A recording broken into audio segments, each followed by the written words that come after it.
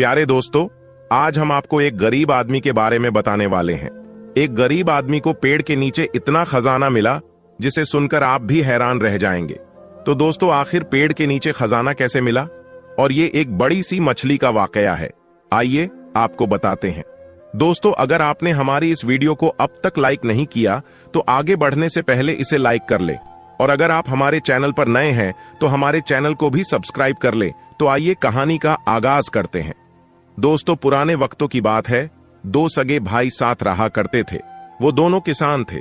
छोटा भाई बड़े भाई से ज्यादा मेहनती था और वो बहुत रहम दिल भी था, लेकिन वो गरीब था। जबकि बड़ा भाई ज्यादा मेहनत नहीं करता था, लेकिन अपनी चालाकी से उसने बहुत सी दौलत इकट्ठा कर ली थी। एक मर्तबा छोटा भाई नमाज पढ़ रहा था। नमाज पढ़ते पढ़ते उसके दिल में ख्याल आया, क्यों ना मैं किसी दूसरे शहर में चलकर अपनी हालत को बेहतर बनाने की कोशिश करूं, क्योंकि यहां पर मैं इतनी मेहनत करता हूं, कड़ी धूप में हल चलाता हूं, लेकिन मुझे यहां कोई भी अच्छा नतीजा नजर नहीं आ रहा है। वैसे तो अल्लाह ताला का शुक्र है, लेकिन फिर भी मैं किसी के सामने हाथ नहीं फैलाना चाहता। यहां तो ऐसी नौबत आ जाती है कि बड़े भाई के दर पर जाना पड़ता है और बड़े भाई नाराज हो जाते हैं। बेहतर यही है कि मैं यहां से निकल जाऊं। एक रोज यही इरादा करके वो अल्लाह ताला से दुआ करके उस गांव से निकल गया। चलते चलते वो एक ऐसी जगह पर पहुंचा जहां किसी बादशाह का महल बन रहा था। लेकिन उस बादशाह के साथ अजीब बात यह हो रही थी कि जब महल एक तरफ से बन जाता और कारीगर यानी काम करने वाले दूसरी तरफ काम करने लगते, तो पहली तरफ का हिस्सा खुद ब खुद गिर जाता था। वो ये अजीब बात देखकर कुछ देर तक वहीं खड़ा हो गया और देखता रहा। इतने में बादशाह की सवारी वहां से गुजरी। बादशाह ने एक आम से कपड़े पहने हुए आदमी को इस तरह महल की तरफ देखते हुए पाया तो अपने सिपाहियों से कहा, हमें इस शख्स के पास ले चलो, आखिर ये क्या देख रहा है? बादशाह ने उससे कहा, तुम कौन हो? तुम कहां से आए हो और कहां जा रहे हो? यहां अजनबी हो। अब से पहले तुम्हें कभी इस शहर में मैंने नहीं देखा। उस गरीब आदमी ने कहा, हुजूर, मैं बहुत गरीब आदमी हूं, किस्मत को आजमाने के लिए किसी दूसरे शहर में जा रहा हूं। इस पर बादशाह ने कहा, जब तुम अपनी मुराद को पहुंच जाओ तो मुझको जरूर याद रखना और किसी से इस बात की वजह मालूम करके मुझे जरूर बताना कि मेरा महल इस तरह बनने के बाद आधा क्यों गिर जाता है। गरीब आदमी ने बादशाह से वादा कर लिया, ये बात मालूम करके उसे जरूर बताएगा, और वो गरीब आदमी वहां से अपने सफर पर आगे रवाना हो गया। वो जहां भी ठहरता वहां पर 2 रकात नफल नमाज जरूर अदा करता। रास्ते में एक दरिया आ गया। उसने सोचा, क्यों ना दरिया से वजू करके मैं नमाज अदा कर लूं। अभी वो वजू करके नमाज की नीयत ही बांध रहा था कि दरिया में एक बहुत बड़ी सी मछली बाहर निकली। उस मछली का रंग बिल्कुल सिया यानी काला था। उसने आज तक ऐसी मछली नहीं देखी थी। बहरहाल उसने दिल में सोचा नहीं, बस जहन में उसके ये सवाल जरूर उठा था। मछली कहने लगी, ए मुसाफिर, तुम कौन हो? कहां जा रहे हैं? वो आदमी बहुत हैरान हुआ कि अल्लाह ताला ने इसे बोलने की ताकत अता की है, जरूर इसके पीछे कोई ना कोई हिकमत होगी। उस गरीब आदमी ने मछली को अपने सफर का मकसद बताया तो वो मछली कहने लगी, जब तुम कामयाब हो जाओ और अपने मकसद को पालो तो मुझे जरूर याद रखना। गरीब आदमी ने कहा, ऐसा क्या मसला हुआ है तुम्हारे साथ? तुम इतनी परेशान हो और मैंने बहुत सी मछलियां देखी हैं, लेकिन तुम जैसा रंग मैंने किसी का नहीं देखा। वो मछली कहने लगी, मैं दरिया में रहती हूं, इसके बावजूद अंदरूनी तौर पर जलती रहती हूं। मेरे सीने में हर वक्त आग लगी रहती है। किसी से पूछना आखिर इसका क्या सबब है, और तुम्हें तुम्हारे सवाल का जवाब भी मिल ही जाएगा कि मैं ऐसी क्यों हूं। मुझे समझ में नहीं आता कि आखिर राज क्या है इसमें। सोचो, पानी में रहकर भी मैं जल रही हूं। गरीब आदमी ने कहा, तुम बेफिक्र रहो, मैं तुमसे वादा करता हूं तुम्हारे सवाल का जवाब तुम्हें जरूर मिल जाएगा कि तुम हर वक्त अंदरूनी तौर पर क्यों जलती रहती हो। वो दरिया को पार कर चुका था। कश्ती से उतरा किसी जंगल में दाखिल हो गया। वह जंगल बहुत घना था, उसमें बड़े बड़े दरख्त मौजूद थे। उसे भूख लगी, खाने का कोई सामान उसके पास नहीं था। अचानक उसे एक आलूचे का पेड़ नजर आया।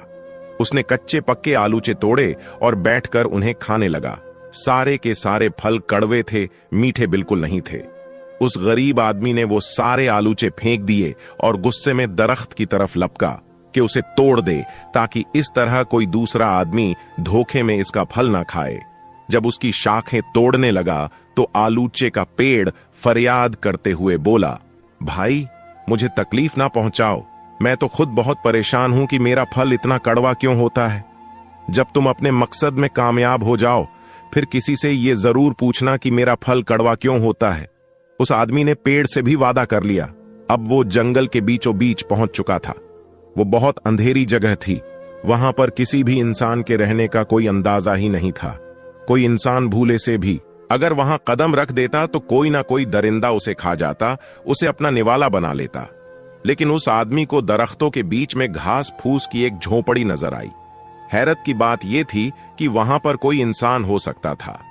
वो थक तो चुका था और बहादुर भी था कि अगर कोई दरिंदा जानवर उसके पास आता तो वो उसका मुकाबला कर सकता था। उसने सोचा, थोड़ा आराम करने के लिए इस झोपड़ी में दाखिल हो जाता हूं, थोड़ी देर सो जाता हूं, फिर आगे अपने सफर को शुरू करूंगा। जब वो झोपड़ी के अंदर दाखिल हुआ उसने देखा कि वहां पर एक बहुत बूढ़ा फकीर गहरी नींद में सो रहा है, इस अंदाज में कि अल्लाह ताला का जिक्र भी हो रहा है और वो सो भी रहा है। ना जाने वो किस दुनिया में था। गरीब आदमी ने फकीर को हिलाने और जगाने की कोशिश की, लेकिन वो इतनी गहरी नींद में था कि उसके हिलाने के बावजूद भी वो नहीं उठा। उसने सोचा, इनकी नींद खराब नहीं करूंगा, मैं करीब ही आराम कर लेता हूं। जब ये उठेंगे तो मैं इनको बता दूंगा कि मैं यहां पर क्यों आया हूं, कम से कम इनको नुकसान पहुंचाने तो नहीं आया। वो करीब जाकर लेट गया, लेकिन अभी लेटे हुए उसे ज्यादा देर नहीं गुजरी थी कि उसे झोपड़ी के बाहर अजीब सी आवाज महसूस हुई। ऐसा लग रहा था कोई जमीन पर रेंग कर चल रहा है। वो जंगल में रहने वाला एक बहुत बड़ा खूनी अजदाह था, यानी वो बहुत बड़ा सांप था। अभी वो आदमी बाहर की तरफ जा ही रहा था कि उसका पैर किसी चीज से टकराया। वो एक बहुत बड़ी सोने की तलवार थी।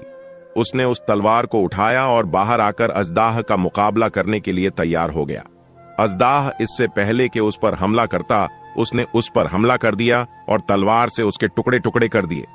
उसको मारकर वो फतेहयाबी के साथ झोपड़ी के अंदर वापस आया तो देखा फकीर, जो अभी कुछ देर पहले सो रहा था, अब वो जाग गया है।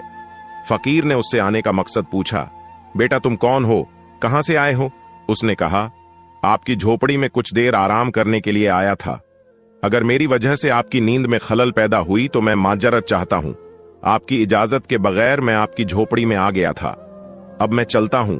उस फकीर ने कहा, बेटा तुम्हारी वजह से नींद खराब नहीं हुई, बल्कि तुम्हारी वजह से हम गहरी नींद से जागे हैं। इसका राज ये है कि हम 12 साल तक सोते रहते हैं और 12 साल तक जागते रहते हैं। तुमने आज वो कारनामा अंजाम दे दिया है जिसको कोई भी इंसान अब तक नहीं कर सका। तुमने हमारी तलवार से उस अजदाह को मार दिया जिसने अब तक ना जाने कितने आदमी जिंदा निकल लिए हैं। ये खूनी अजदाह हम तक नहीं पहुंच सकता था, और तुमने जो काम किया वो इंसानियत की भलाई के लिए किया। और तुम्हारी इस बात से खुश होकर मैं तुमसे कहता हूं, तुम्हारा जो मकसद है उसको पाने के लिए अब तुम्हें शहर जाने की कोई जरूरत नहीं, बल्कि जो सवाल अपने साथ लेकर आए हो उन सवालों को एक एक करके बयान करो। उस गरीब आदमी ने कहा, मैं तो रास्ते से गुजर रहा था। रास्ते में बादशाह के महल के पास मुझे एक अजीब नजारा नजर आया। मैंने देखा कि बादशाह का महल तामीर हो रहा है, लेकिन इसका एक हिस्सा बार बार गिर जाता है। फकीर ने कहा, बेटा बादशाह की एक जवान बेटी है जो शादी के काबिल हो गई है। जब तक बादशाह अपनी बेटी की शादी नहीं करेगा उसका महल इसी तरह गिरता रहेगा। उसने पूछा, लेकिन वो उसकी शादी क्यों नहीं कर रहा है? फकीर ने कहा, क्योंकि वो चाहता है कि उसकी बेटी की शादी किसी अमीर दौलतमंद शहजादे के साथ हो, और उसकी बेटी अल्लाह वाली है। वो चाहती है कि वो किसी गरीब से शादी करे, पर बादशाह इस बात के लिए तैयार नहीं है। बस उस बादशाह से जाकर कह दो, अगर तुम अपनी बेटी की शादी उसकी पसंद से कर देते हो तो तुम्हारा महल जो अब तक गिरता जा रहा है वो नहीं गिरेगा। उसके बाद उसने मछली का मसला बयान किया।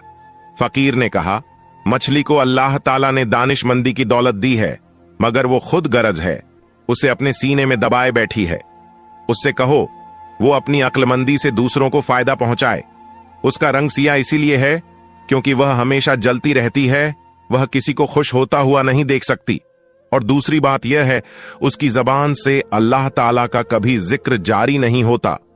न वह कलमा पढ़ती है न वो द्रूद पढ़ती है, जबकि अल्लाह ताला की हर मखलूक द्रूद पाक भी पढ़ती है और कलमा भी पढ़ा करती है। लेकिन वो ना जाने क्यों अल्लाह का जिक्र करने से बचती है। यही वजह है कि उसका रंग आम मछलियों जैसा नहीं है, बल्कि काला यानी सिया है, जिसको देखकर इंसान को कराहियत महसूस होती है। उसके बाद गरीब आदमी ने कहा, उस आलूचे के पेड़ का फल आखिर कड़वा क्यों है? इस सवाल का जवाब देते हुए फकीर ने कहा, आलूचे के पेड़ के नीचे जड़ों में खजाना दफन है। अगर वो खजाना निकाल लिया जाए तो उसमें मीठे आलूचे लगेंगे, जिससे तमाम इंसान फायदा उठाएंगे, और वो खजाना तुम्हारे लिए है। तुम वो इंसान हो जिसने हर एक के लिए सोचा, सिर्फ अपने लिए नहीं सोचा।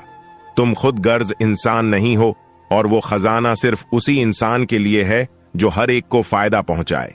तुमने हर एक का मसला सुना और उनसे वादा भी किया है कि मैं आपके इस मसले को हल करने के लिए आपकी जरूर मदद करूंगा। अल्लाह ताला तुमसे खुश है, और इसी वजह से तुम्हारी गुर्बत को खत्म करने के लिए वो खजाना उस पेड़ के नीचे दफन है। अब तुम वहां जाओ और उस खजाने को बाहर निकाल लो। वो गरीब आदमी वहां से रवाना हुआ। सबसे पहले आलूचे के पेड़ के पास गया, उसे बताया कि उसका फल कड़वा क्यों है। पेड़ ने उससे कहा, अल्लाह के लिए जितना जल्दी हो सके इस खजाने को खोदकर बाहर निकाल लो, इसे तुम्हारे लिए ही रखा गया है, तुम इसे ले जाओ। उसने उस खजाने को बाहर निकाला। इतना कीमती खजाना देखकर वो हैरान रह गया, लेकिन दिल में लालच नहीं आया। फिर वो उस मछली के पास गया और उसे बताया कि वो हर वक्त अंदरूनी तौर पर क्यों जलती रहती है। दरअसल उसके दिल में किसी के लिए हमदर्दी नहीं है, और वो अल्लाह ताला का जिक्र नहीं करती। हर वक्त अल्लाह ताला की हम्दो सना बयान करती रहो, हर एक को फायदा दो। इंशा अल्लाह तुम ऐसी हो जाओगी कि हर कोई तुम्हें देखकर रश करेगा। उसने उसका शुक्रिया अदा किया। आखिर में वो बादशाह के पास पहुंचा। बादशाह ने उसे पाकर खुशी का इजहार किया और कहा, लगता है तुम अपने मकसद में कामयाब हो गए हो। हमें बताओ कि हमारे सवाल का जवाब क्या है। वह कहने लगा, बेशक मुझे आपके सवाल का जवाब मिल चुका है। एक फकीर अल्लाह वाले ने मुझे आपके मसले का हल बता दिया है। बादशाह ने कहा, जल्दी बताओ, हम फौरन अपने मसले को हल करना चाहते हैं। उस शख्स ने कहा, आप अपनी बेटी की शादी नहीं कर रहे हैं? बादशाह ने कहा, तुम्हें यह बात कैसे मालूम हुई? उस आदमी ने कहा, बस उस अल्लाह वाले ने मुझे यह बात बताई है। बादशाह ने कहा, हां, क्योंकि जहां वो शादी करना चाहती है, हम वहां उसकी शादी नहीं करना चाहते। लेकिन मुझे ऐसा लगता है कि तुम्हारी बात को सुनकर मुझे अपने मसले का हल मिल गया है। मैंने तुम्हें देखा है कि तुम जब यहां आए, तुमने वो चीज देखी जो आज तक किसी शख्स ने नहीं देखी थी। न जाने कितनी सल्तनत के शहजादे यहां आए हैं और हमारी बेटी से शादी के ख्वाहिशमंद होते हैं, लेकिन उनको ये राज नहीं पता चल सका कि हमारा महल आखिर गिर क्यों जाता है। तुम अक्लमंद इंसान हो, इस वजह से मैं सोचता हूं कि अपनी बेटी की शादी में तुमसे करवा दूं। उसके बाद बादशाह ने उससे अपनी बेटी की शादी करा दी। सुबहान अल्लाह। दोस्तों, आज की इस कहानी से यह मालूम हुआ कि हमें भी अल्लाह की तमाम मखलूकात की मदद करनी चाहिए, चाहे वो चरिंद परिंद हो, चाहे वो इंसान हो। जो भी जरूरतमंद हो, हमें हर जरूरतमंद की जरूरत को पूरा करने की हमेशा कोशिश करनी चाहिए कि इससे अल्लाह राजी होता है, बिगड़ियां बनती है और अल्लाह रिस्क में बरकत अता फरमाता है। अल्लाह रब्बुल इज्जत की बारगाह में दुआ है कि मेरा करीम हम सबको ऐसी नसीहत आमोज कहानियों से सबक हासिल करने की तौफीक अता करे।